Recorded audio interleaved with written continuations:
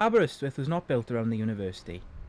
The town's history can be traced back centuries to the Pen Dinas Iron Age hill fort, and the town subsequently developed around the 13th century castle designed by James of St. George.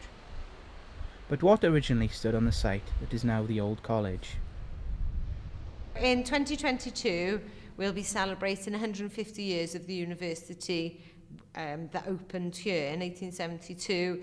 The university opened with 26 students and 4 members of staff. Obviously, we've got quite a lot more students and staff at the moment. But when it does reopen, it will be more of a community space, but also keeping the students' needs then in town. So a lot of the students, I think we've got half and half students that live in town and half students live on campus.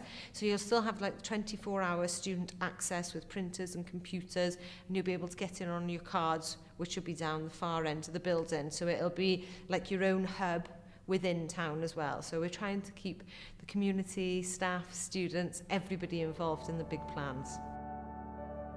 This Grade 1 listed building has been through many developments and has transformed for many different purposes.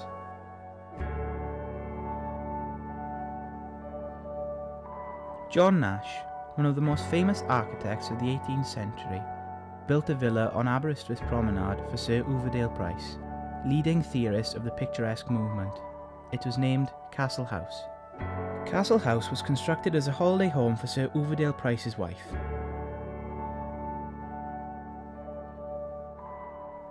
In 1864, Castle House was bought by Thomas Savin, the railway entrepreneur, and he asked the architect J.P. Seddon to transform the building into a magnificent hotel.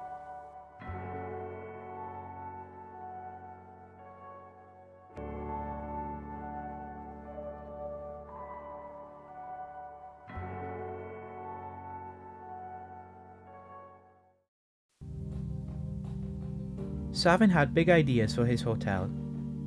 It included many grand rooms that no longer exist. You can still see the pillars of the grand entrance to the hotel, which were enclosed to become a room in 1903 and was named Seddon's Room in 1976.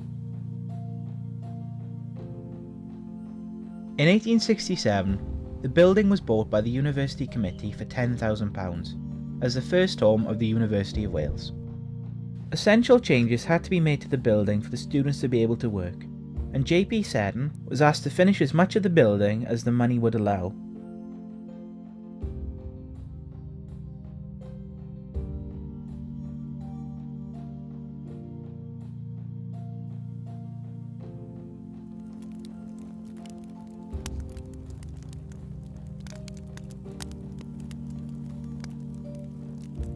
In 1890, there was a fire, and the fire was in the Ferguson main range, which is in the middle of the university. So I think 4 people lost their lives trying to save all of our documents, our heritage, our valuables from the building.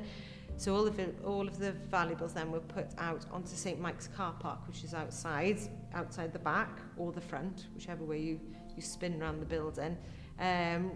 But we had, and that was not long after the university opened, obviously in 1890. So then they had the decision then of were they going to revive the building down here, re-establish the university down here, or were we going to move up to Penglais earlier? They knew that at some point the university would be bigger than this building. They knew that the demand would be greater.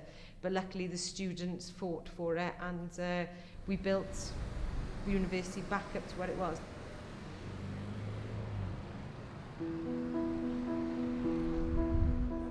And the future holds big plans for the college, as most of the university has finally moved up to the Penglais campus.